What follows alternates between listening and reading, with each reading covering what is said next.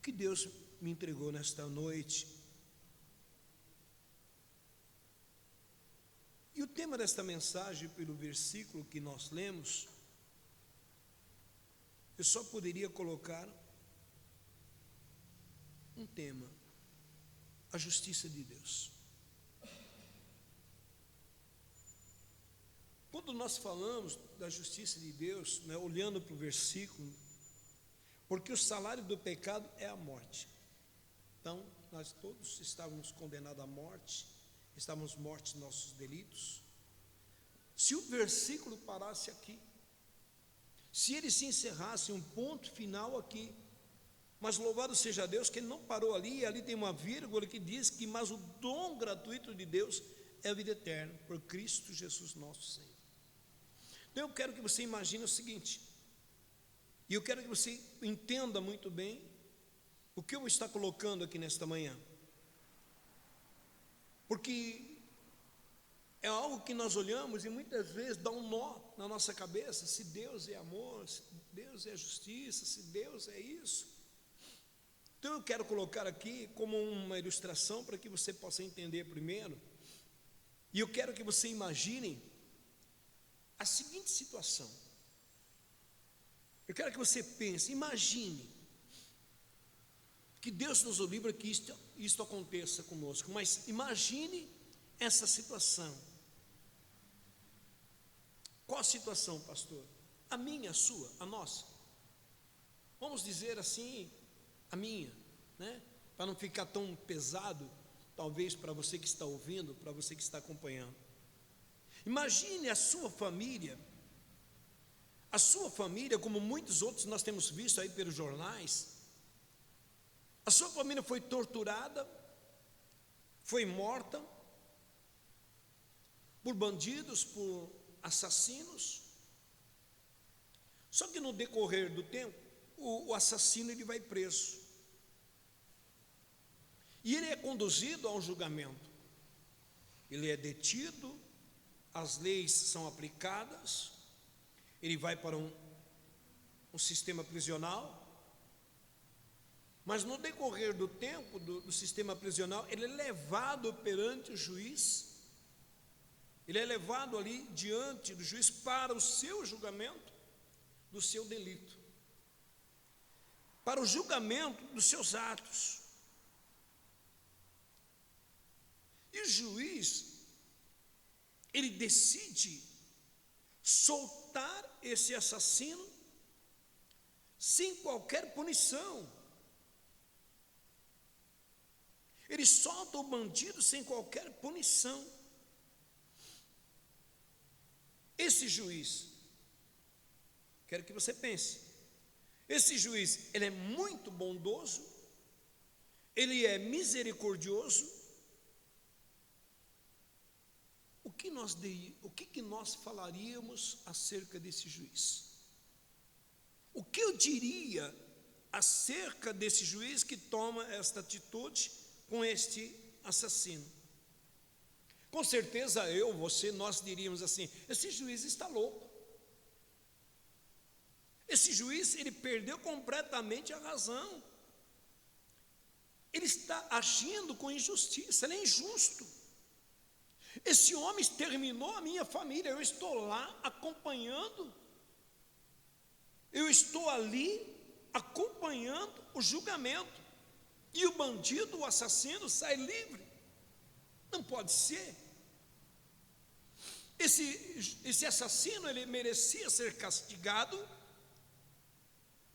porque ele é muito ruim, porque ele é muito mau.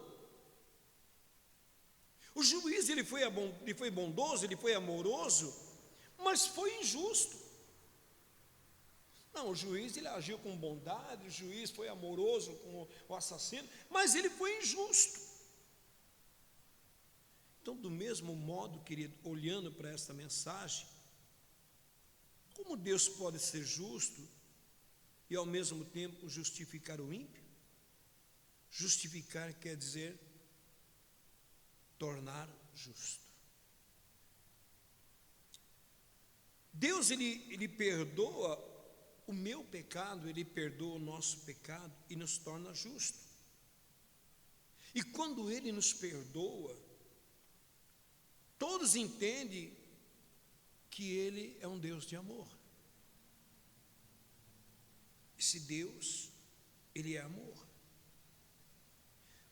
Mas se ele é amor, porque perdoa, então ele não é justo. Porque todo pecado merece castigo. É assim que eu entendo. Todo pecado merece castigo. O salário do pecado é a morte. Se nós pegarmos Ezequiel, nós vamos ver sobre isso no capítulo 18, né? E nós ficamos olhando, porque todo pecado merece castigo. Só que nós esquecemos de uma coisa, que Deus, ele perdoa todos os pecados. Mas uma coisa fica bem claro: pastor, glória a Deus, Deus ele perdoa todo pecado, que bênção, tal, tudo bem. Deus ele perdoa todos os pecados, mas ele não inocenta o culpado. Ele não nos inocenta quando nós pecamos, ele nos perdoa quando nós buscamos o perdão, quando nós nos arrependemos, quando há um verdadeiro arrependimento na minha vida, ele me perdoa, mas ele não me inocenta. Porque quando eu passei a conhecer a Cristo, quando eu recebi Cristo como Senhor e Salvador, ele disse: não te tenho por inocente, não te tenho mais por inocente. Até então éramos, mas a partir desse momento não mais, porque nós conhecemos a verdade. Então eu fiquei observando esta mensagem, observando esta palavra, e fiquei olhando e perguntando para mim mesmo: como Deus inocenta e ao mesmo tempo pune? Como Deus ele inocenta e ao mesmo tempo ele pune? Amém? Então eu fiquei olhando e perguntando. E Deus, a Bíblia diz que Deus lhe odeia o que pratica o mal. Ele odeia o que pratica o mal. Se nós pegarmos o Salmo de número 5, nós vamos ver lá no Salmo de número 5, que lá está escrito, ali fala que nós temos um Deus que abençoa, nós temos um Deus que aborrece o pecado, vamos dizer assim, e aqueles que praticam, mas também um Deus que ama os pecadores, que lhes estende as mãos compassiva e misericórdia e os busca, amém, para nos redimirmos do pecado, para que nós possamos diante dele, ali diante da cruz, redimir os nossos pecados diante da cruz, e que nós possamos desfrutar dele. Eu fico imaginando e pensando, Deus ele odeia o que pratica o mal. Salmo 5, versículo 5, você pode ler na sua casa aí, você que está aí. Mas por quê? Porque ele é bom, porque ele é justo.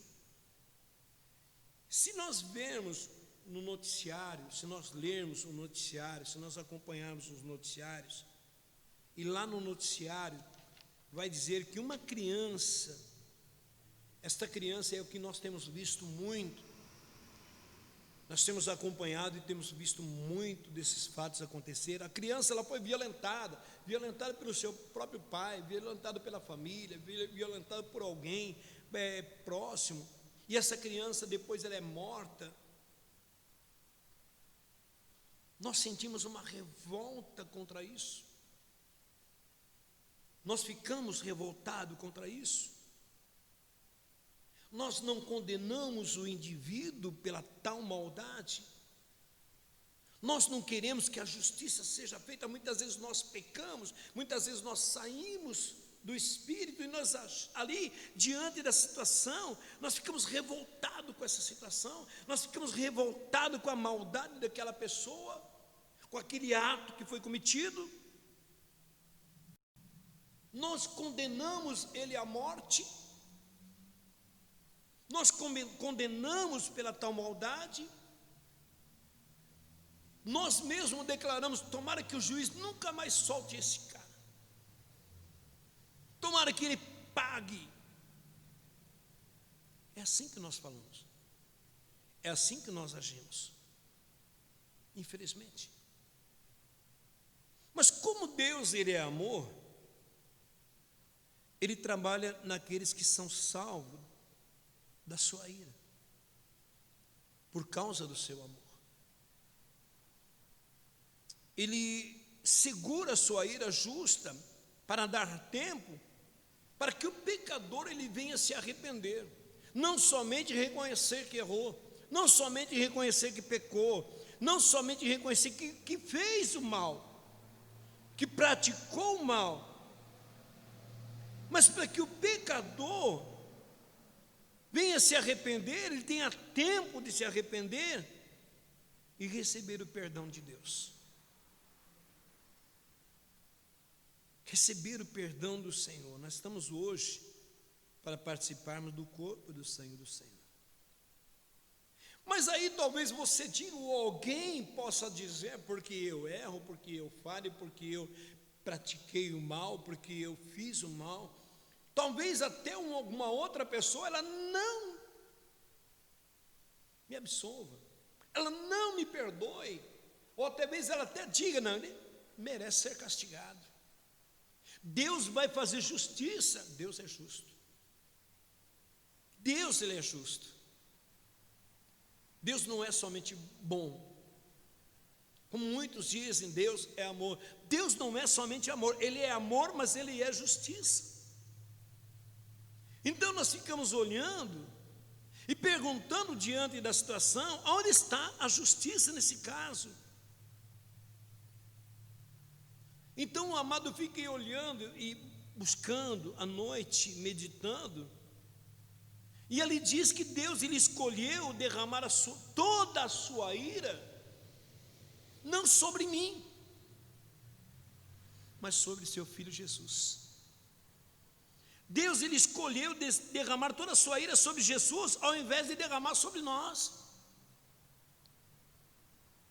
em vez de derramar sobre mim. E eu fico observando que Deus, ele mata Jesus. Deus, ele matou Jesus ao invés de matar a mim e a você. Preste bem atenção. Olha como Deus, ele é amor. Olha como Deus, ele nos ama. Olha como Deus, ele é misericordioso. Ele preferiu matar Jesus. Ele preferiu derramar a sua ira sobre Jesus do que sobre mim. Ele preferiu matar Jesus do que me matar. Jesus me justificou. Nós não somos justificados por ninguém, nós somos justificados pelo Senhor. É Ele que nos justifica. Ele me justificou, Ele me tornou justo. Mas quando que isso acontece? Quando nós nos arrependemos dos nossos pecados. Tem uma leitura da palavra do Senhor no livro de Isaías que eu acho ali tão tremendo. E no livro de Isaías, eu vou até pegar aqui, na sua casa você também pode pegar, você pode abrir, que é Isaías 53. E no livro de Isaías, no capítulo 53, eu até fiz algumas anotações acerca do que estava dizendo Isaías 53, do versículo 5 ao 10. Do versículo 5 ao 10, eu posso acompanhar e ver que aqui diz assim: mas ele foi ferido por causa das nossas transgressões e moído por causa das nossas iniquidades. O castigo que nos traz a paz estava sobre ele, e pelas suas pisaduras fomos sarados. Todos nós andávamos desgarrados como ovelhas, cada um se desviava pelo seu caminho, mas o Senhor fez cair sobre ele a iniquidade de nós todos. Ele foi oprimido e afligido, mas não abriu a boca. Como um cordeiro foi levado ao matador, e como a ovelha muda perante os seus tosqueadores, assim ele não abriu a sua boca. Da opressão e do juízo foi tirado. E quem contará o tempo da sua vida? Porquanto foi cortado da terra dos viventes pela transgressão do meu povo, e ele foi atingido. E puseram a sua sepultura com os ímpios, e com o rico a sua morte, ainda que nunca cometeu injustiça, nem houve engano na sua boca. Porém o Senhor agradou moê-lo. Olha que coisa. Porém o Senhor agradou moê-lo, fazendo o enfermo, quando a sua alma se puser por expiação do pecado, verá a sua descendência, prolongará os seus dias, e a boa vontade do Senhor prosperará na sua mão. Aí eu fico olhando para o capítulo 53 de Isaías, e fiquei ali pensando, poxa vida, ele foi ferido por causa dos meus pecados. Todos nós estávamos perdidos, andávamos desgarrados como ovelha. Aí o versículo 7 diz que ele foi oprimido, ferido.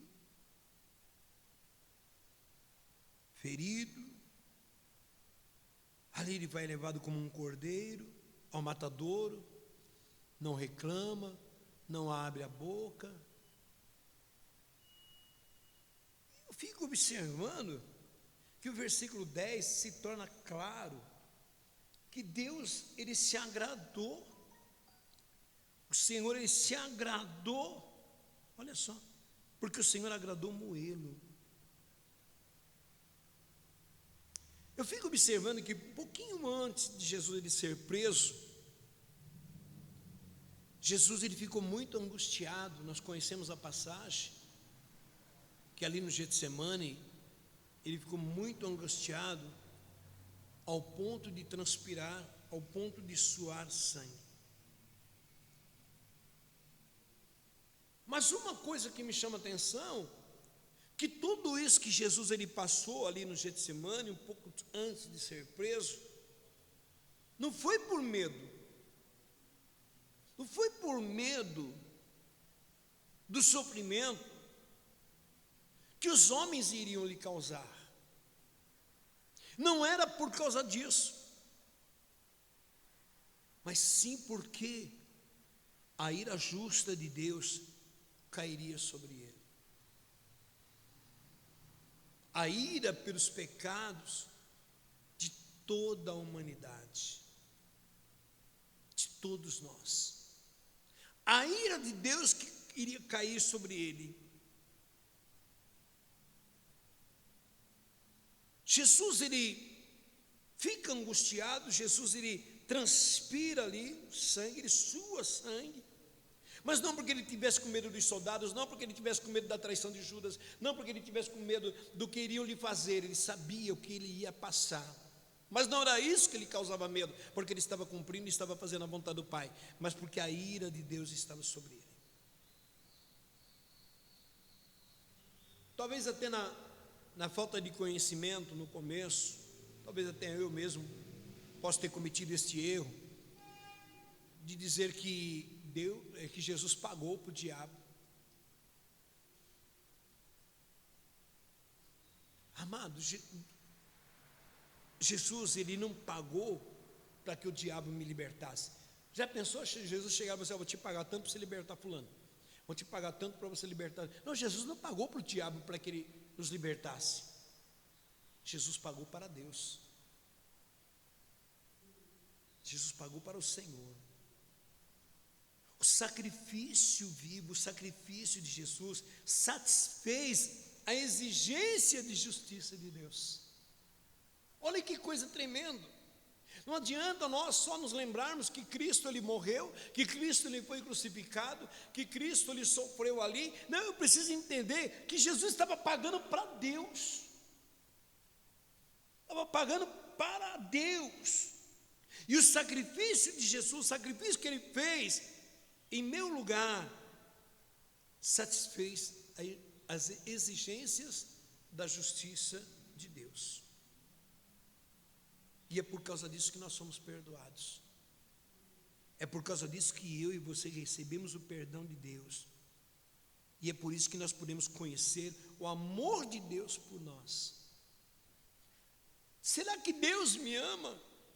Muitas vezes nós entramos num quesito, diante da situação da qual nós possamos estar vivendo, e nós fazemos essa pergunta: será que Deus me ama? Caramba, não precisa nem eu responder, não precisa eu entrar no Google, não precisa eu ir na internet, ou eu ficar folheando a Bíblia. Não, eu quero saber se Deus me ama. É só lembrar o que Deus fez por mim e por você, lá na cruz. Jesus, ele decide matar o seu filho. Jesus, ele teve prazer em moê-lo. Ele se agradou em moê-lo, de fazer-o enfermar. Nós lemos isso aqui. Porém o Senhor agradou em moê-lo, fazendo-o enfermar, quando a sua alma se puser por expiação do pecado, verá a sua descendência e prolongará os seus dias, e a boa vontade do Senhor prosperará nas tuas mãos. Olha que coisa tremenda. Deus, ele tratou Jesus como culpado, ainda não sendo culpado de nada, porque Jesus não praticou nada que o condenasse, não houve injustiça, mas o Senhor Deus trata seu Filho amado Jesus como culpado dos nossos pecados, dos meus pecados, dos seus pecados. Olha que coisa tremenda. E ele se separa do Filho, ele se separa do Senhor, quando ele estava ali na cruz. Você vai se lembrar que Jesus, num dado momento na cruz, ele clama. E que é que Jesus clama? Ele não clama falando assim: Pai, me tira daqui. Ai, está doendo. Olha, acabaram de ferir o meu lado. As minhas mãos escravejadas estão doendo. Os meus pés escravejados estão doendo. Os açoites sobre as minhas costas estão doendo. Não. Ele clamou e disse: Deus meu, por que me desamparastes? Deus, ele vira seu rosto para o seu filho, não por causa do seu filho, ou porque seu filho praticou alguma coisa, não, por causa dos nossos pecados que estavam sobre ele. Ali houve uma separação e Jesus, ele: Deus meu, por quê? Por que me desamparastes? Marcos deixou bem claro, Marcos deixou registrado esta passagem, quando nós pegamos o Evangelho de São Marcos, ali no capítulo 15, ficou bem claro na palavra do Senhor, lá no versículo 34, ficou claro ali, quando Jesus, ele disse: e à hora nona, Jesus exclamou com grande voz, dizendo: Eloi, Eloi, lama sabachthani, que traduzido é: Deus meu, por que me desamparastes? Por que me desamparastes? Jesus, ele teve que ficar separado do Pai, por minha causa. Houve uma separação entre o pai e o filho, por minha causa, para nos reconciliar com Ele ao morrer. É isso que diz a palavra. É isso que diz Romanos 8,32. Quando ele diz: aquele que nem mesmo o seu próprio filho poupou, antes o entregou por todos nós, como não nos dará também com ele todas as coisas? Deus nem seu próprio filho poupa, nem seu próprio filho ele poupou, por amor a nós, por amor a mim e a você. Não tem por que dizer, nessa pandemia que nós estamos vivendo, eu fico ouvindo às vezes aí alguns comentários, pessoas até mesmo dizendo: onde é que está Deus? Onde está Deus, que Deus não está vendo esta situação? Olha, meu pai, minha mãe, meu irmão, minha irmã, morreram dessa peste, dessa enfermidade. Não esqueça que Deus ele é justo. Deus é amor. Deus ele está no controle de todas as coisas. Mas eu fico olhando aqui, amado, que em Jesus a justiça de Deus foi feita, que em Cristo a justiça do Senhor foi feita, e assim Ele pôde mostrar o seu amor por mim e por você. Vou usar aqui um critério, é como se Deus dissesse assim para mim: Tarcísio, porque Deus me conhece antes do ventre da minha mãe, Deus sabe tudo a meu respeito, antes e depois. Ainda que alguns dias de vida eu tenha, ainda que alguns meses ou alguns anos, não sei nada daqui para lá, eu não sei nada daqui para frente, daqui a pouquinho eu não sei nada, daqui mais alguns minutos, não sei. Deus sabe todas as coisas, nada é escondido aos olhos de Deus. E como se Deus dissesse assim: olha aqui, ó, está vendo aqui? Olha para a cruz, olha para a cruz e veja, sabe quem é esse que está aí na cruz? É o meu filho. Sabe por que eu estou matando ele? Por sua causa. Para não matar você, eu preferi matar ele. Para que não derramasse a minha ira sobre você, eu preferi derramar sobre ele. Dá para entender isso? Se o mundo viesse entender isso que nós estamos ministrando aqui agora, nós estaríamos muito melhor hoje. Se o mundo viesse reconhecer o que Deus fez, não estaríamos passando por essa situação talvez. Mas eu espero que ao passar por essa situação do Covid-19, desse enclausulamento terrível, desse afastamento terrível, ao retornarmos nós possamos voltarmos consciente desta palavra, consciente do que Deus está dizendo aqui hoje, nesta manhã. Deus ele não matou seu filho para ter um nome no livro dos Guinness, ou para ser conhecido. Não, por amor a mim e a você, por amor a cada um de nós.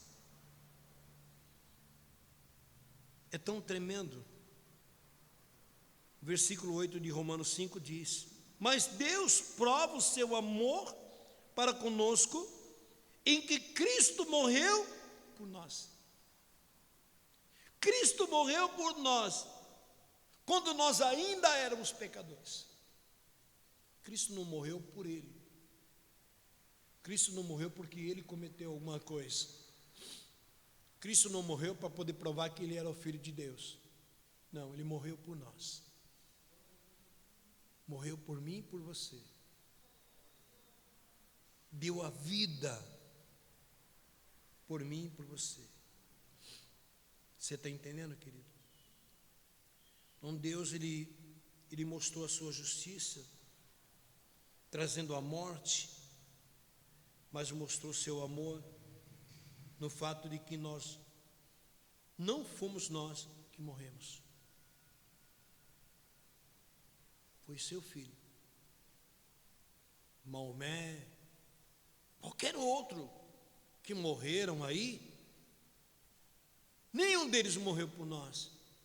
E nenhum dos homens terrenos que morresse e dizer, eu vou morrer por você, nos salvaria, ou nos libertaria do pecado. Somente a morte de Cristo na cruz. Diga, não foi eu que morri, mas foi Jesus que morreu. Então, amado, não podemos desvalorizar, nem menosprezar o amor e a justiça de Deus. Amém? Então nós devemos temer os nossos e nos arrepender para sermos perdoados. Sem isso não haverá perdão. Você pode ler em Atos 3,19 na sua casa. Deus, Ele tira a nossa culpa quando nos arrependemos, mas Ele não tira as consequências do pecado que cometemos. Olha que coisa. Deus é amor, Deus é justiça.